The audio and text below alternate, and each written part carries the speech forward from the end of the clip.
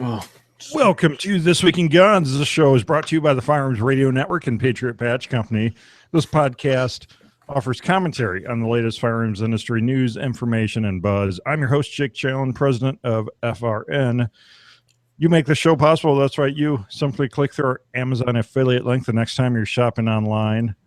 Maybe you're buying a Kindle book. Maybe you're buying a water slide for the kids. Head on over to firearmsradio.tv/Amazon and click through our Amazon affiliate link before you shop Amazon. And a small portion of your sale goes to supporting pro-gun shows like This Week in Guns. We have a great panel this week. We have Matt DeVito of Downrange Firearms Training. Hey, Matt, how you doing? I'm doing good, Jake. How about you? Doing great.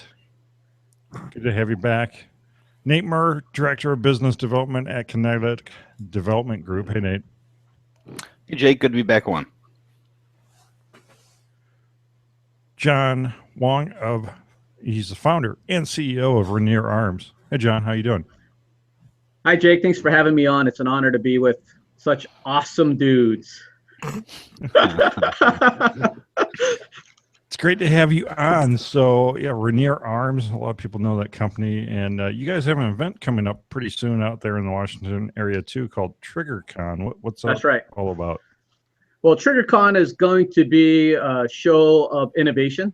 Lots of new companies in the firearm space, small arms space is going to come and display what's new, what's cool. And the neat thing is, instead of it being a massive show where you just get lost in the white noise of some of the larger shows like SHOT or NRA or some of those shows, we're limiting it to about 120 manufacturers. So it's going to be a very exclusive show, very small show of just a lot of the smaller companies that's really innovative. And Kinetic Development is going to be one of the manufacturers to give you an idea of the flavor of what kind of manufacturers will be there. So that's what it's all about. So not the humble brag, but I'm going to humble brag a little bit. John's very selective about the brands that he carries, and if you want a one-stop shop to find the top-tier equipment for your black rifle, Renier Arms is the way to go. So we attended last year. Last year was the inaugural year, right, John? It was the first year. That's right, first year. And it was an absolutely wonderful time. It was a great time, wonderful turnout. I was very surprised how many people just came to walk the show for. Usually it takes a couple years for things like that to catch on, but it was right out, knocked it right out of the park first year. So we're stoked about coming out this year. Oh, and this year is going to be so much bigger and so much excited about it. I can talk for an hour about it, and I don't want to do that, but there's just a lot of exciting stuff. So if you're around in the Seattle area in July, the last week of July, come by. It'll be quite fun. Very cool. And we have Josh Cast of Four Guys Guns. Hey, Josh. How you doing, Jake? Pleasure to be here. Thanks for having me. The views and opinions expressed in this podcast are those of the individual co-hosts and do not necessarily reflect the official policy or position of the Firearms Radio Network and or their employers. Viewer discretion is advised, especially on live shows.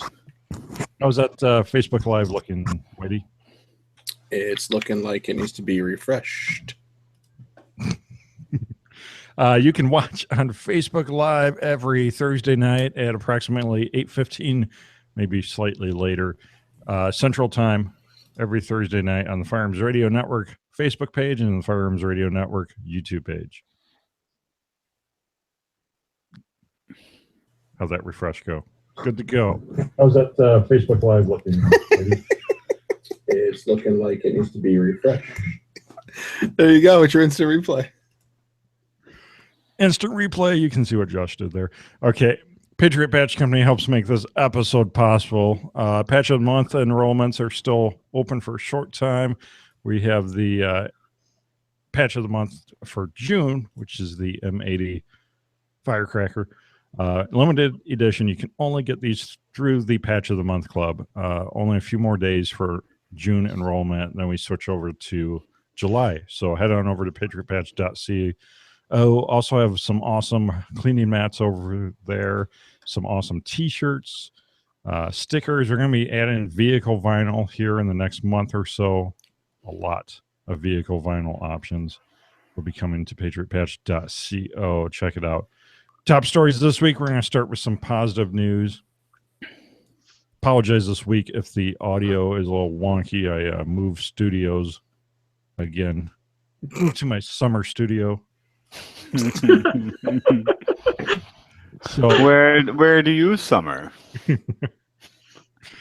Problem is the beer fridge is empty here, so it's a little sad. Positive news this week. Trump's first Medal of Honor recipient braved fire to save 10 men. And I saw that headline and I'm like, oh, that's cool. But then I got reading an article, and this guy's a Vietnam veteran. That's right.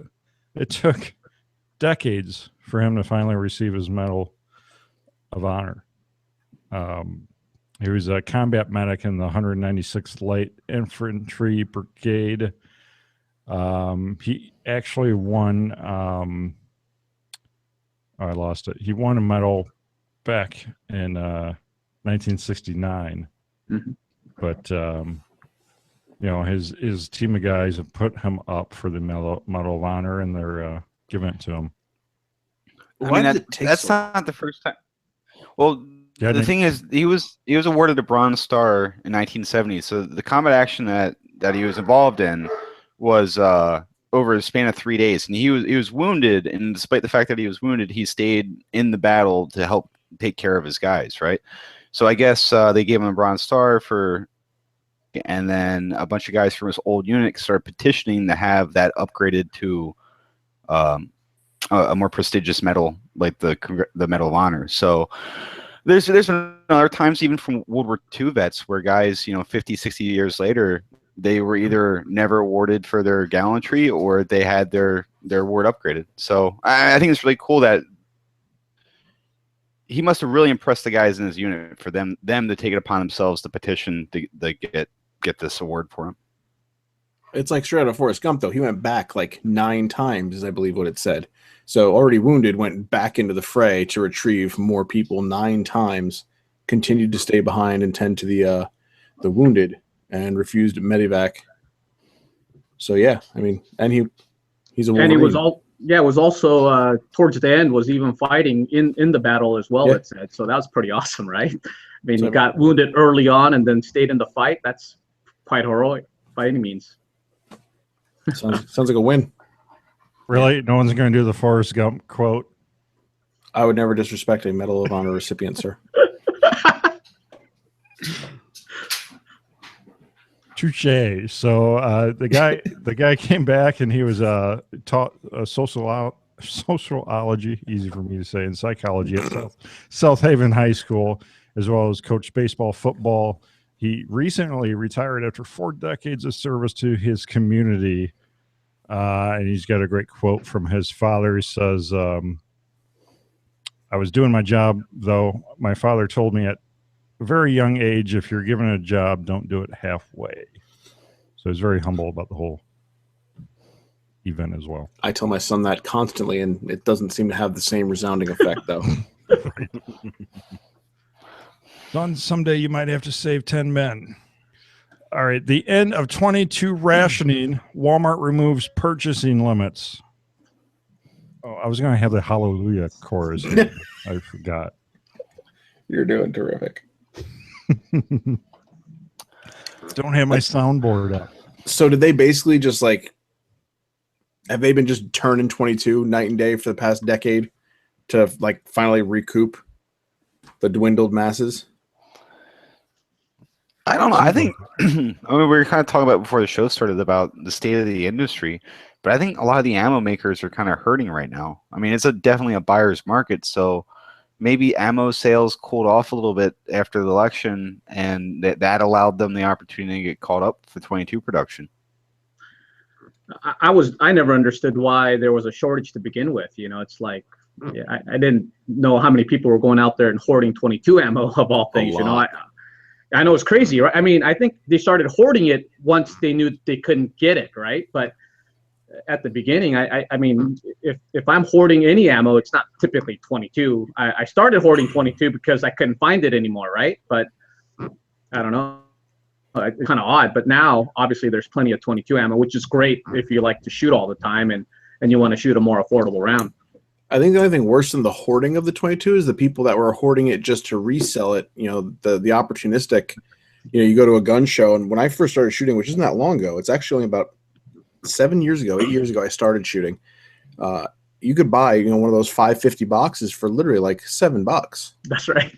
And now I would go to a gun show, which I don't do anymore because they're dumb, because people are trying to flip those same boxes for $50, $100. Like That's right. It's crazy. Yeah. Shout out to Thomas watching live on Facebook from Germany. So it's good morning from Germany. Oh, is it German? Guten Morgen. And we lost Thomas. In the positive news, a Republican representative shot during baseball practice. And I'm going to read through these headlines and we're going to come back and comment on them. VA shooter was a Bernie Sanders supporter.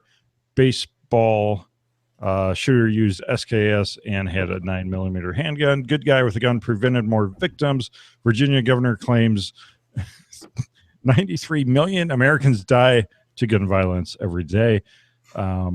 Shooter had a history of violence, and New York Times says, who wants to live in a society where everyone is armed? ?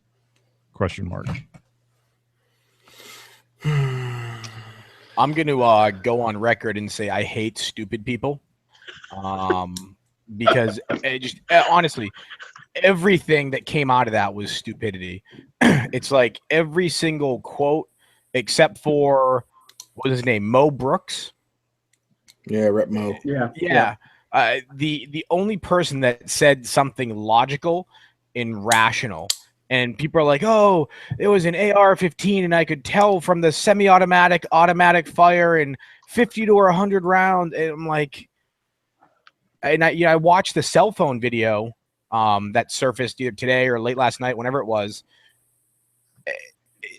If you spend any time around a gun, any time on a gun range, you can tell the shooting is not fully automatic. And when people are like, oh, he shot between 50 and 100 rounds.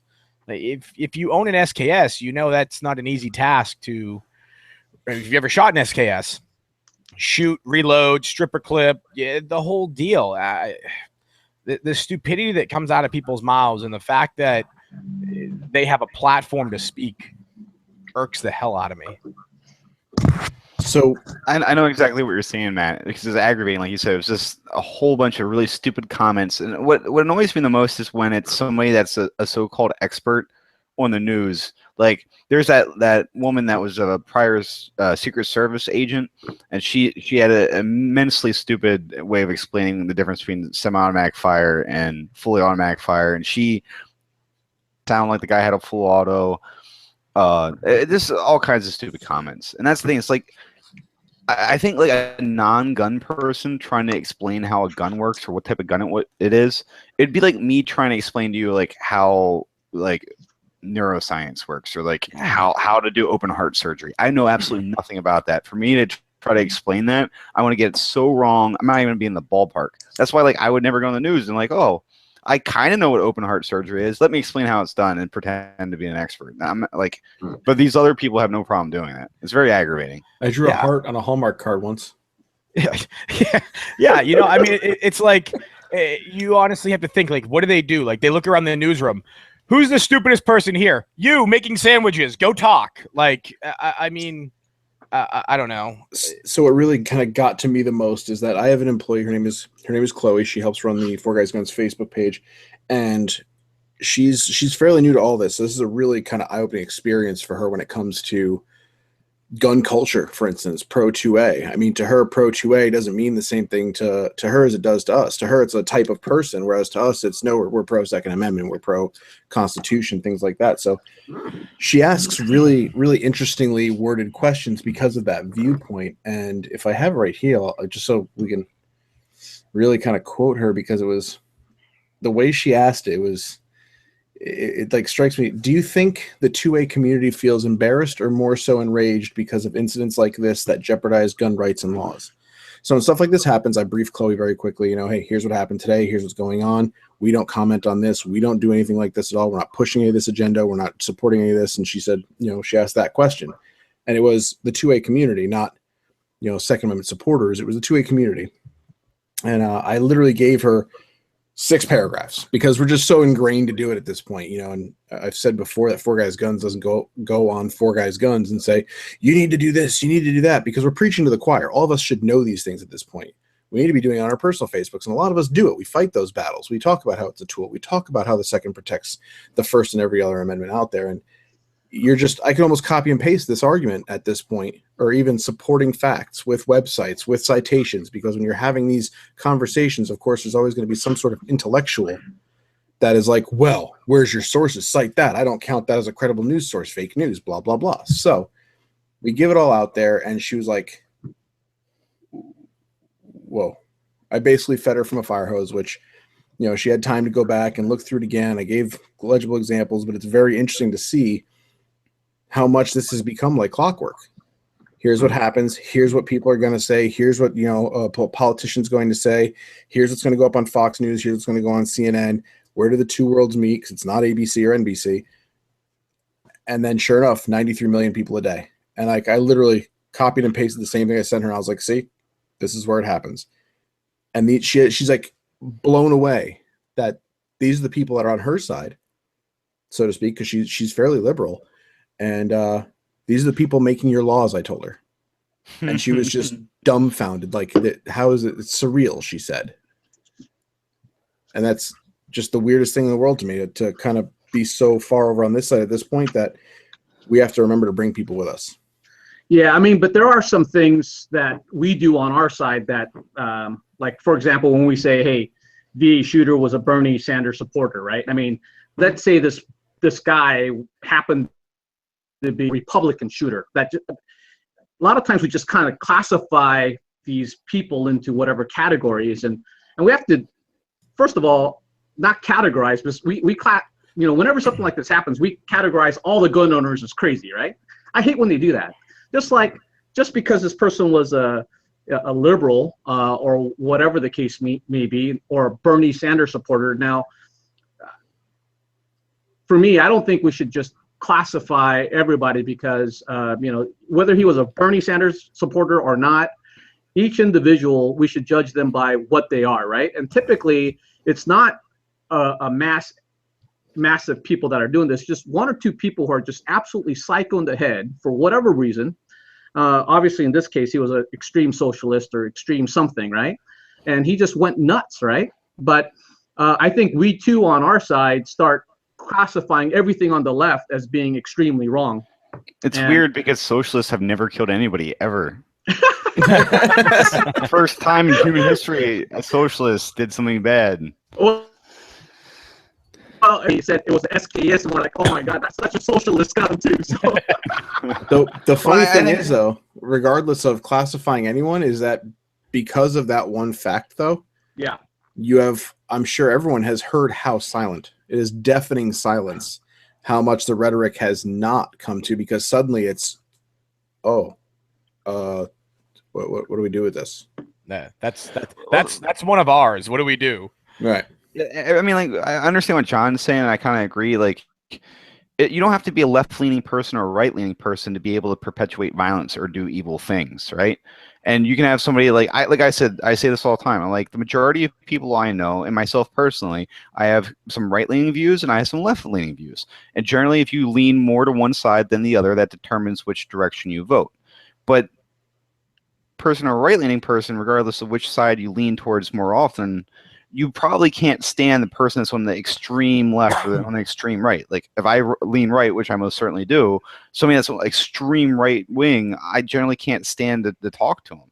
And if I was a left-leaning person, I probably couldn't stand to talk to the extreme left people, right? Like, the extremes are what, like, drive people crazy or drives people away from listening to you. Is what I'm saying. Like I said, I think your average American has both left-leaning views and right-leaning views, and just, you know, it's one of those things. So, but what I'm saying is, I guess the point that I'm trying to make is, Whitey's 100% correct about this too, is that every time something like this happens, the first thing I think of is, oh, it's the sand people again. doing terrorist stuff, right? Jesus. And then like in the back of my head, it's like, if it's not the Sand People, then it's a disgruntled middle-aged white guy, right? And this time it was a disgruntled middle-aged white guy. It just happened, you know. And that's the thing. The media always portrays it as disgruntled, you know, angry white guy who is a gun nut, extreme right wing. Well, I was that model, but was on the left. So I guess what I'm trying to say with this is that, like, it was kind of surprising to me. I was surprised that it was a Bernie supporter. I was surprised. Like, the whole story seems bizarre. Like, the guy was like basically squatting at the YMCA, living out of his van. You know, he brought an SKS to a gunfight, which, you know, I don't think anybody's done that in a while. Maybe not the best choice. But didn't Sanders confirm that he actually worked on his campaign too? He was a campaign like yeah, I think he did. Oh, did he? Oh, that's crazy. Yeah. But why are you making the point about how, like, they were spooled up to launch into their anti-gun rhetoric like they always do after a tragedy like this? Every single time, it's like, let's blame the inanimate object, not the person that perpetuated the violence, right? Always. And because of who this was and his history, they kind of put the brakes on that, which is very, very interesting, because I feel like they had to change their narrative on this. Well, you know, to what John said about, you know, how we were quick to label him a left wing or a Bernie Sanders supporter and stuff like that. I think part of that has to do with frustration from our side, because anytime something like that happens, it's right wing extremist, and, you know, and again, when we've been labeled as gun owners, and it's funny because this is kind of like a pretty eclectic group that's on the show right now. And when people think of the NRA, they think of uneducated rednecks, you know, all that stuff. And if you look at the 1, 2, 3, 5 of us, I don't think any one of us is the typical, if you put us in a lineup, yeah, that guy's an NRA member, or that guy's, you know, a Second Amendment supporter or something like that. So it's funny because the pro 2A side is so eclectic and has such a diverse background that, I mean, I get pissed off when somebody's like, oh, you're a right-wing extremist, you're a redneck, you're uneducated and stuff like that, because they lump us all into one thing. So, you know, I can understand the frustration when people are like, yeah, crazy liberal left-wing Democrat Bernie Sanders supporters. So it's, you know, it's one of those things where, you know, again, we're pointing fingers and we're all kind of taking a sigh of relief because, like I said, it's one of them, not one of us. So yeah, I hear you, Matt. I mean, one of the things that's really funny is, like, people call me the Korean redneck, right? Because out of all the Asians, I'm the only one. Well, I shouldn't say only, but in our family, I'm the only one who likes guns and trucks and all the redneck stuff. But when you look at our industry as a whole, I tell people all the time. I said, you know, since I'm a business guy, I own lots of different businesses. This industry has the best Americans, period. I swear to you. I mean, I've done insurance, I've done, dentistry, I've done lots of different things. And when you get a cross section of America, you get a lot of jerks and a lot of weirdos, man. But in the firearms industry, there are some, don't get me wrong, but for the vast best Americans, they're conservatives, they care about people, they care about their neighbors, they care about their country. It's amazing. And we always get the short end of the stick, right? So I think that's where the frustration comes from. I get that. I hear that. Yep. John, I got static again on your end. If you can hop out and hop back in. Okay, sorry. HPA added to larger natural resources bill and political maneuver, and HPA hearing canceled after Virginia shooting. It's so good, but so dirty. We should wait for John for this one, though, I think. I don't know. What's the short and long of it, guys? We can get rolling. So basically they're trying to paperclip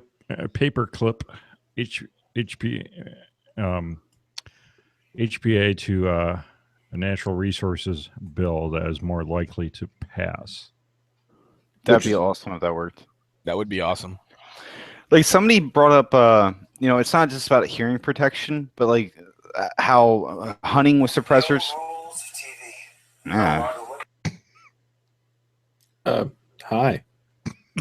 What kind of prawns are you watching, sir? No, it's like one of those pop-up videos from one of the links.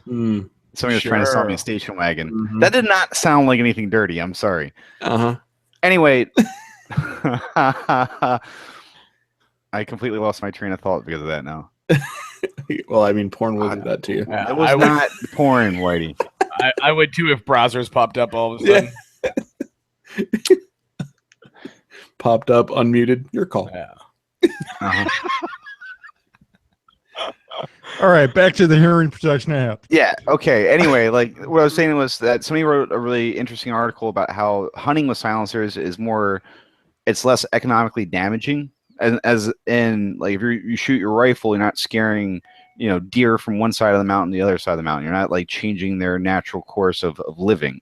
And that there's a series of green reasons why hunting with suppressors is a good idea. So if they're going to try to tack this along with some sort of tree hugging bill, then that might actually be a good thing for it. It might help get it passed. So my question is, I'm trying to speed read through this bill. I mean, a lot of this, it seems almost like a compilation of a bunch of stuff that pertains to, like you were just saying, where it's like, don't do this, do that, don't fish here, fish there, but here's how you can fish there without being overly, legalese. And it's one of those things where I'm looking at it and I'm just curious. This is where someone like Kraut would really be useful if he had ample time to study for this quiz. But it's stuff like, it's really basic. Like, don't use this tackle, do use that tackle, yada, yada, yada. So why would this even be passed unless it is seemingly to do nothing than be a vehicle for HPA? It makes sense that HPA is attached to this more than as a standalone bill, but like, why are they so confident this is going to pass? Since I'm breezing through it. I'm really kind of going through like a page every 2 seconds here, grabbing keywords, and it seems like a lot of adjustments to things like licensing costs and what people can and can't do or what governments can do when it comes to how we're allowed to tax people for land usage, things like that. Well, this is actually a method of how we got a pro-gun measure through under Obama. That's how we got concealed carry in national parks under Obama. Gotcha. Signed it. So, that's awesome. I mean, this type of thing has worked in the past. So I don't want to sound like I'm discrediting it. I'm just more curious because I didn't really go through the entire bill. Anyway, let's hope it passes. So fingers crossed that we get HPA, that we get suppressors here in Illinois somehow. Well, that's part of that I did read, is that it's still up to the state at the end of the day. If it's illegal now, it will be illegal until they deem otherwise. Correct. But a lot of the big things that are huge did get added in there. So things like moving it to standard NICS. Where is it? Let's see. Standard NICS tax credit anyone since the origination of HPA's date of introduction. Legal in 42 states that are currently legal and removed from the National Firearms Act. No tax or anything requirements. Grant the ATF 365 days to destroy all suppressor-related records. And the big one for a lot of manufacturers, which we're seeing a lot of this BS going on with the BATFE, is developing a keystone part definition and requiring that such keystone part is serialized in every suppressor. This will ensure that individual suppressor parts, like pistons and end caps, will not require serialization. Not only that, I'm reading on Facebook, Alan saying that the bill also, it's got more than just HPA for gun stuff. It's saying that it's going to eliminate the sporting purposes language for firearms and get rid of the entire 922R process. Oh, I like that. Yeah, right? Nice. I mean, the nice thing about this particular thing is, it's bad in the sense that, we're getting rid of the $200. I mean, it's good that we're getting rid of the $200 tax stamp, but there is a manufacturing tax that they were talking about including, which is the 11%. So I think the government's still going to get their money. It's just we don't have to wait, right? And I think that's the main thing for all of us, is that, God, that waiting process is just horrendous and it's so unnecessary, right? Yeah. And the end user's not paying. Right now, the end user is paying the $200, but if we did a manufacturer tax, and the manufacturer would be paying the manufacturer tax. So it work out overall. I mean, at the end, the end users will pay, but it'll work out where it becomes a lot easier transaction for everybody. I'm all about. I don't even care about the tax. I'll be like, here, cash my checks. Just give me that suppressor today. Yeah, for sure. Because they are imposing a 10% Pittman-Robertson excise tax on the manufacturer of each new suppressor. A tax is currently imposed on all Title I firearms.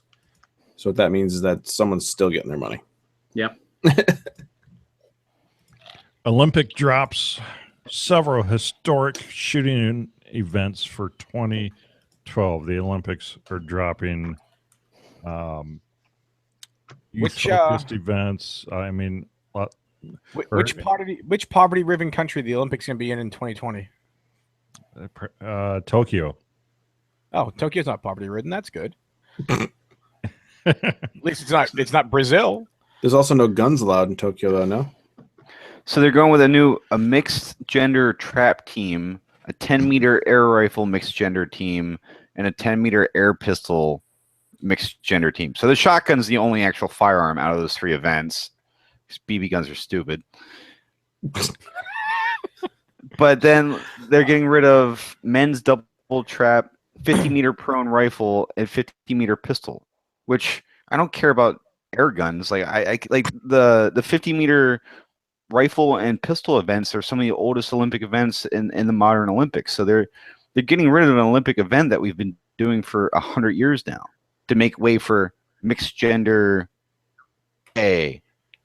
They're trying to make it more youthful and urban and more women.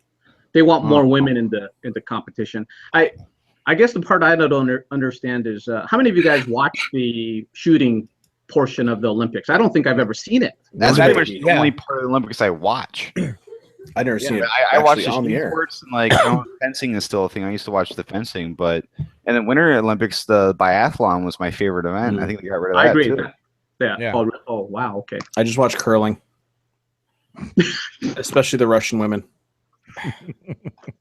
The wife watches it with me. It's great. Of course you do. Hey, don't be jealous, Jake. Pledge your support for this show. You can go over to firearmsradio.tv/pledge and pledge for as little as $5 per episode to support Pro Gun Radio like This Week in Guns. You can also support us at the after show level and hang out with us after the show every other episode. Head on over to firearmsradio.tv/pledge. Nick's top 5 states for handguns and long guns for the month of May. Yeah, Pennsylvania coming in on 2. So Florida. Here we have Florida number 1, Pennsylvania number 2, and California number 3, Texas number 4, and Ohio number 5. And then long guns is very similar. A few things are switched around. Texas number 1 for long guns, California number 2, Florida number 3, Ohio number 4, and New York number 5. Yeah, I'm shocked about New York. I don't think if we sell anything to New York, so that's kind of shocking, you know. Yeah, who does? I was going to say the same thing. I guess a lot of people bought bolt-action rifles in New York. Yeah. Well, and could some of these? Well, I guess it's a NICS check. Now, some of these states, I'm just thinking, some states differ on black powder. Like some states will consider black powder a firearm, and some states don't. So if you're buying a black powder gun in New York, does that go through the NICS system and count as a firearm, and are those numbers inflated because of that? I'm still curious as to how California is increasing. It's like every time they try and pass some sort of Nazi law, it goes up another %. Like, what? Are they not paying attention? You can't have it. Yes, I can. This is mine. Well, isn't it because they had, and I don't know the dates, I could be completely wrong. They have the registration coming up soon, isn't it? Where they have to register everything for it to be legal. So people are probably buying stuff like crazy to get in before that date. That's what I would guess. But it's January 1st, 2018, I believe. And why is Ohio decreasing on both? Are people leaving Ohio? So I'm surprised I'm really surprised that Ohio is on here and that Illinois is not. Well, It's not quite as gun friendly as Ohio, though. Well, it doesn't. Gun friendly doesn't correlate here. We have California and New York on the list. What now, Murr?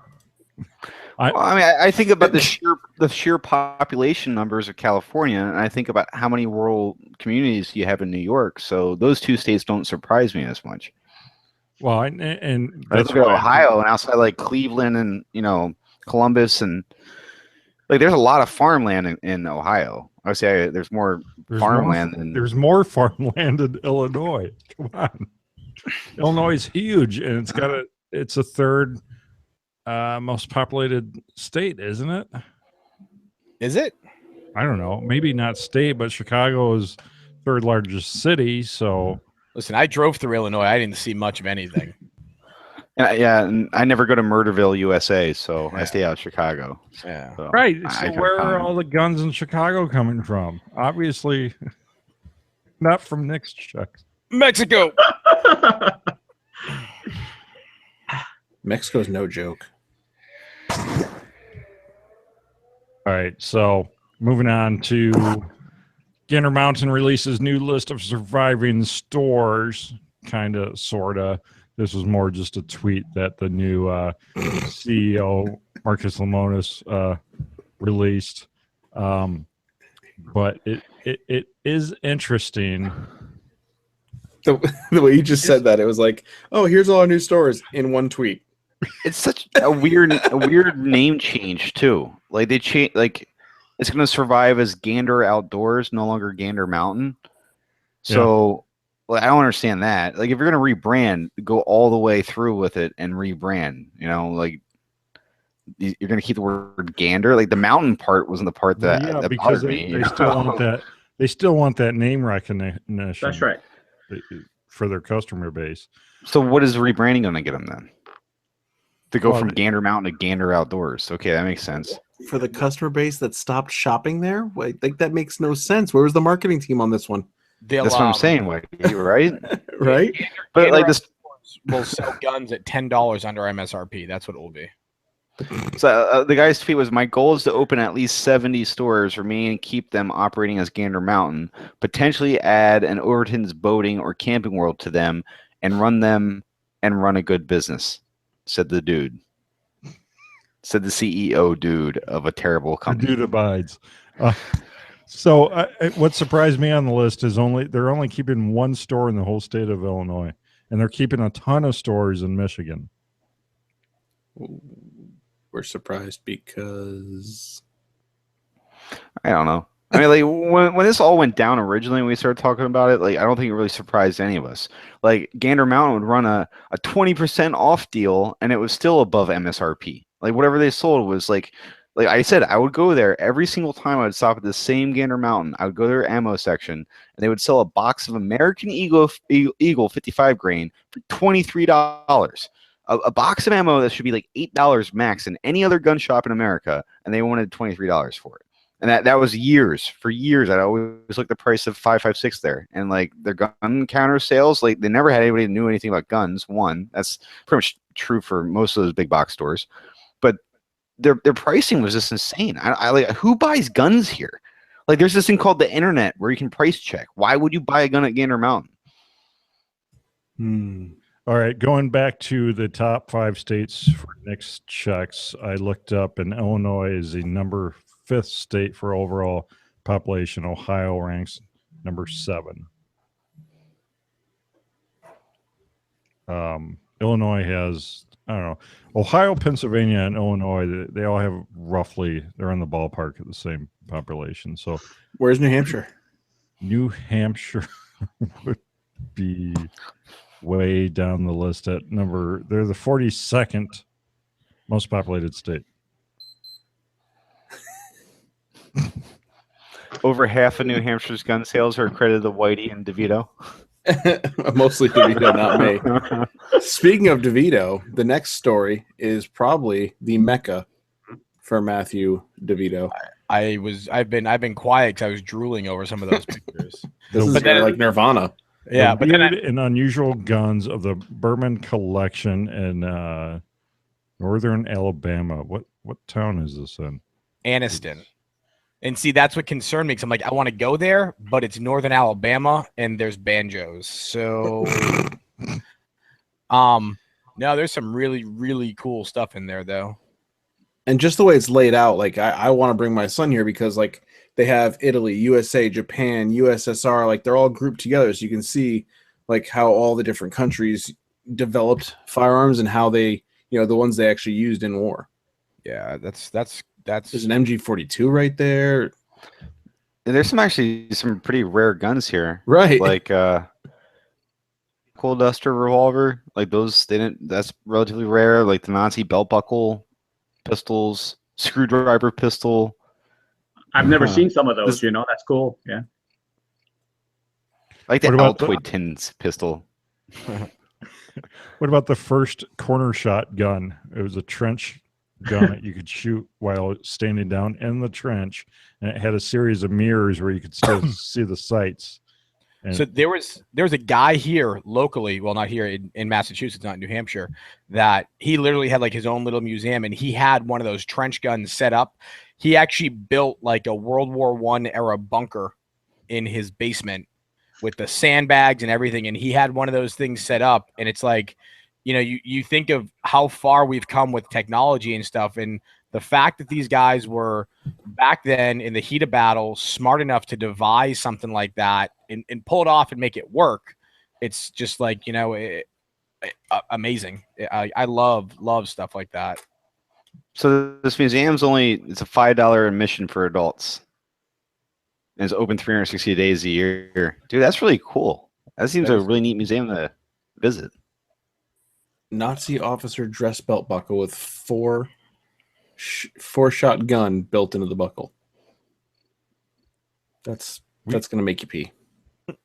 we need to have Billy Johnson. That's his next buckle right there. Nice.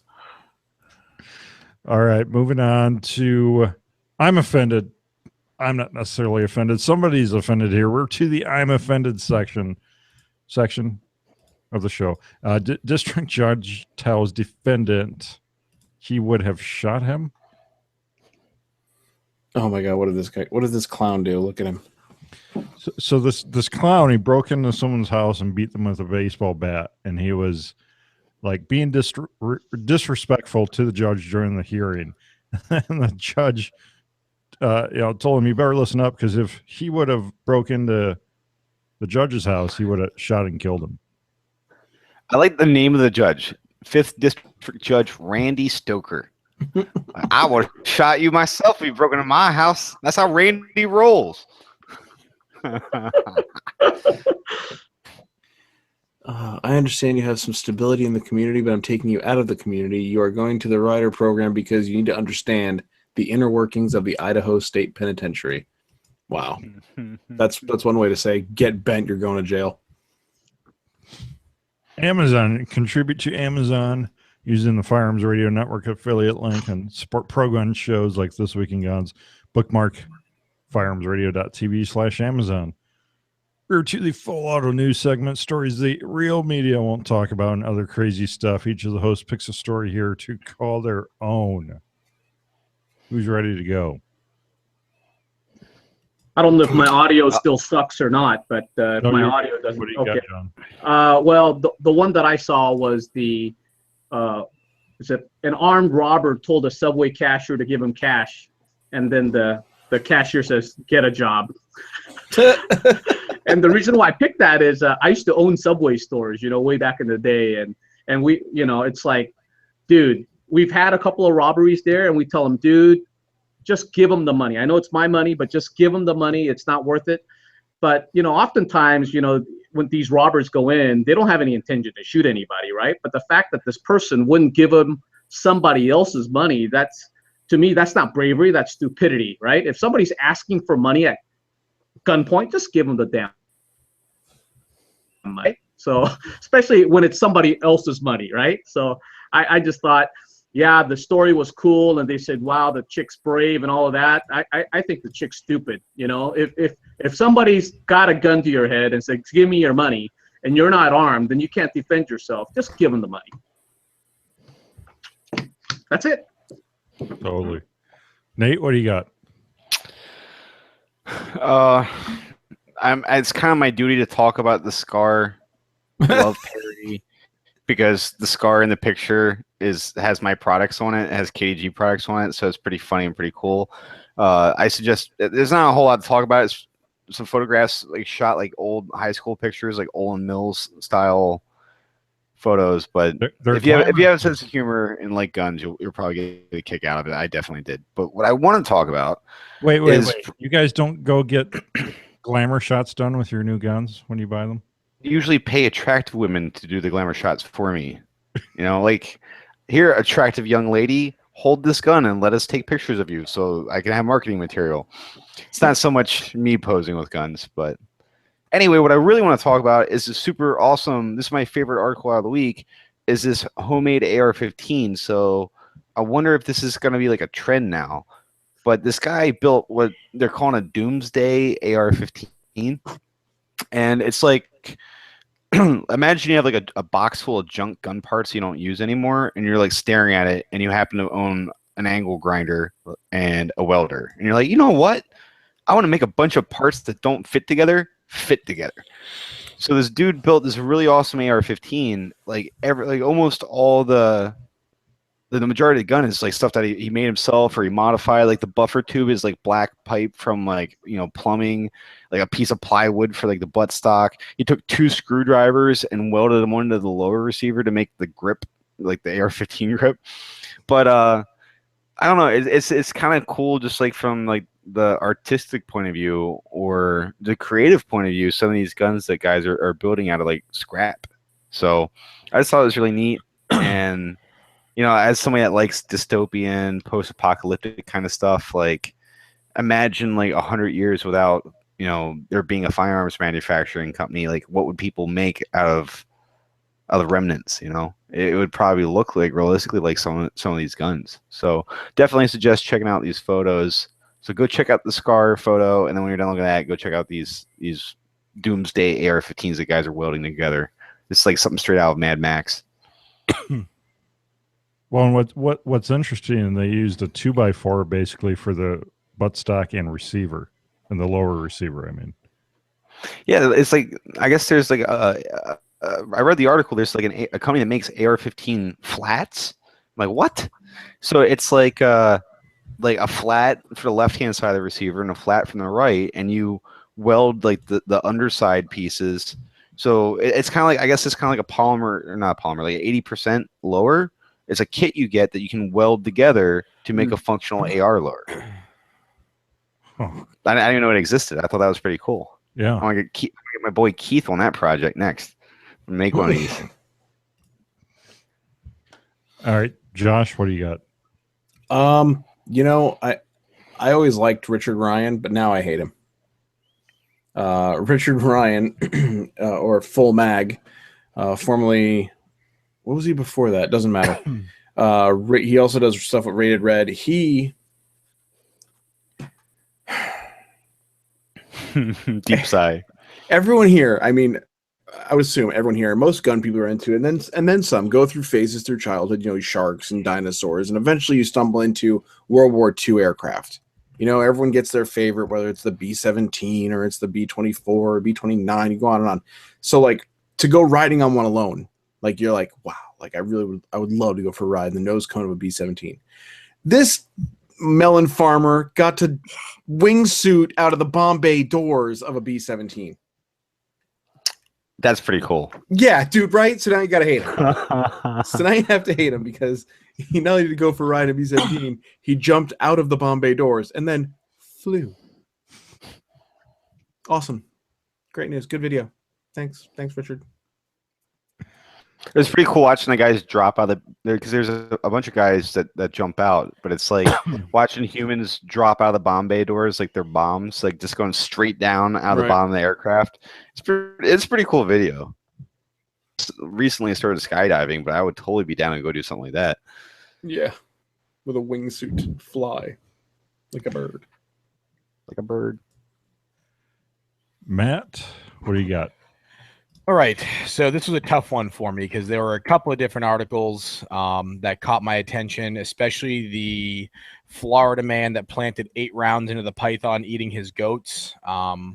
As a goat dad, I felt that I needed to talk about that one, but I passed.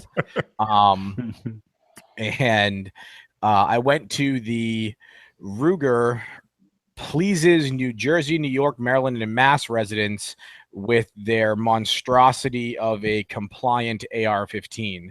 For folks that don't know, I owned a gun store in Massachusetts for a while. Last year, the heinous woman, Attorney General Maura Healey, enacted a bill that made the sale of semi-automatic rifles like AR-15s and AK-47s illegal.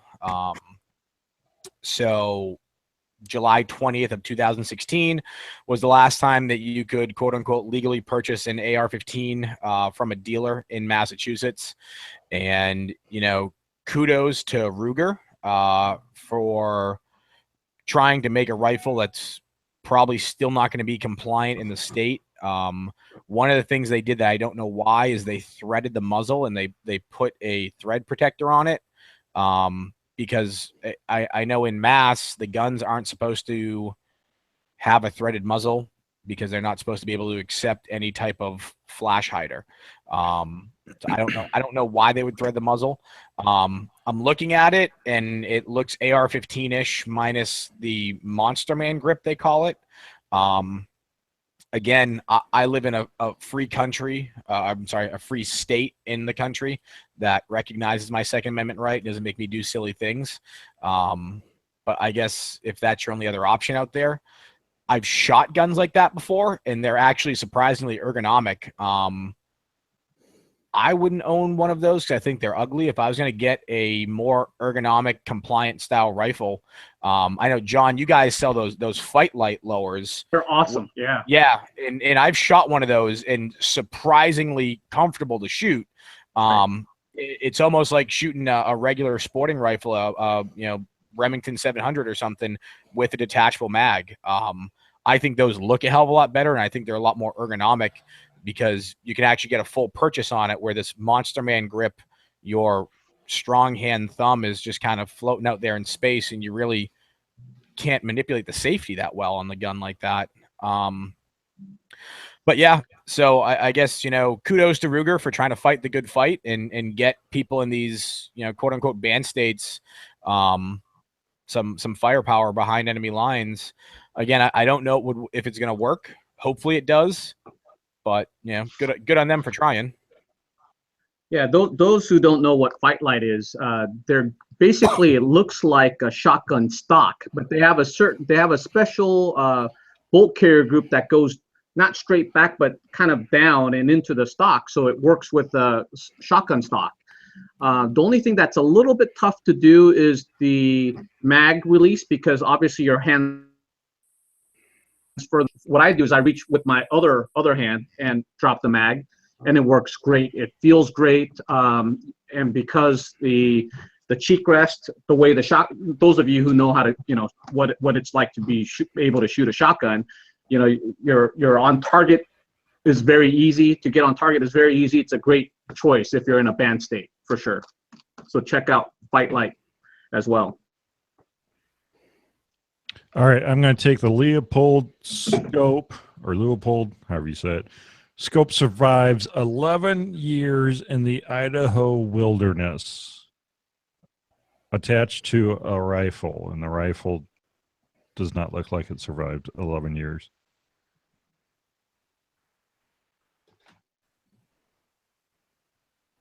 So Leopold claims it's still fully functional.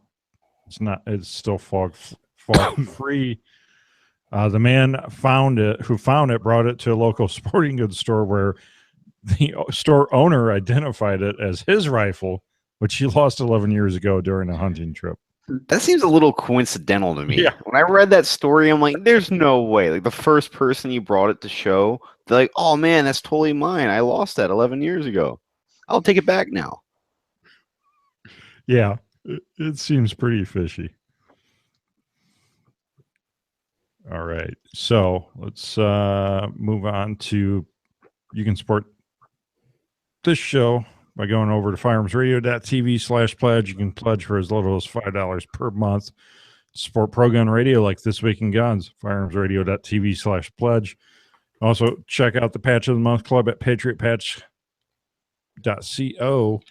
Very few days left for the M80 Firecracker patch before it switches over to the July Patch of the Month. Check it out, patriotpatch.co. Also have some cool off-road patches over there, as well as some awesome T-shirts, patriotpatch.co. This is the part of the show where we see what these guys are up to and where you can connect with them online. So, John, what's up and where can people connect with you online? I'm on Instagram as CEO.life and Facebook as John Huang Entrepreneur. Those are the main two places I use social media. So connect with me there. And what's up? What's new with Renier? What's up with TriggerCon? Oh, there's so much going on. And I appreciate you asking, but honestly, there's a lot of stuff that I can't say because I'm trying to release it at TriggerCon. Being stuff not only from Renier's side of the house, but some really interesting things just for the industry. So I'm really excited about it, and I'll be able to share it in the next 6 to 8 weeks. So just, stay close to the feed, and hopefully you'll see some cool stuff, and I can share some stuff with you. And where's TriggerCon happening at? It's at the Tacoma Convention Center in Washington State. So about I don't know if you're in the Washington area, you know where that is. If you're not, it's about 20 minutes south of the airport. So a lot of people are flying in. We got a lot of cool, not only cool companies, but we got the author network guys who have written some amazing books are coming in to sign books and stuff like that. And a lot of, a lot of war veterans and a lot of cool stuff. So a lot of it we'll be able to continue to share on Instagram, and things like that on as TriggerCon. So hopefully you'll be able to see that soon. And sorry for my rambling. I'm usually not this bad, but man, as soon as it was my turn to talk, I was like, and then I went blank. So I'm the rookie today, so excuse my virginity, but thanks for welcoming me to I would say something bad for you, but I don't want to say anything. So, but welcome. Thank you. No problem. It's great having you on. Really enjoyed it. I'll put a link in the show notes for TriggerCon. Nate, I think you're going to be out there, right, with Kinetic? Yeah, we're gonna go out a couple days early and go visit some friends and attend the range day that they're having, and we're gonna exhibit. So you got a chance to come check it out. You can come see me and Dan O'Brien. We'll be manning the booth. And Patriot Patch will be there as well. Unfortunately, I will not, but you can check out some awesome patches. I hear there might be an exclusive patch you can only get at the Patriot Patch booth. That's right. Very cool. Nate, what's up? Where can people connect with you online? You can follow Connect Development Group on Facebook and Instagram. Just type in Connect Development Group. And if you want to harass me personally, you can follow GripStop on Instagram and send me messages that way. I didn't know that. He loves being harassed, so please do. Matt, what's up? Where can people connect with you online? You can connect with me on the chat snappers, the Twitter, Instagram, Facebook at DRF Training. That's where all of my training and firearms related stuff is.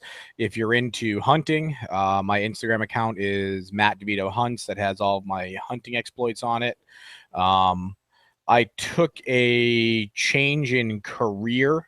I'm currently in an academy, finishing up an academy right now, working for a alphabet agency. That's why my beard is gone, but I have this really cool 80s porno stash. I have my friend and coworker Paul to thank for that.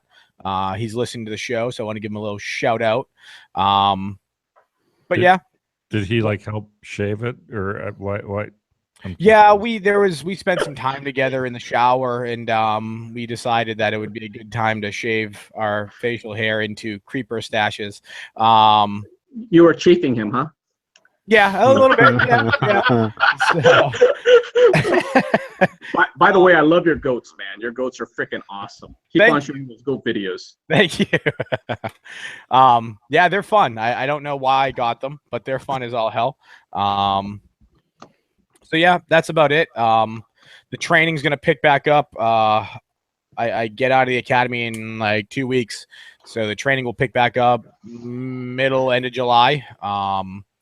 Doing some stuff here locally, and then I was on Baraka's show last night. He wants me to go down to Virginia and teach a class down there.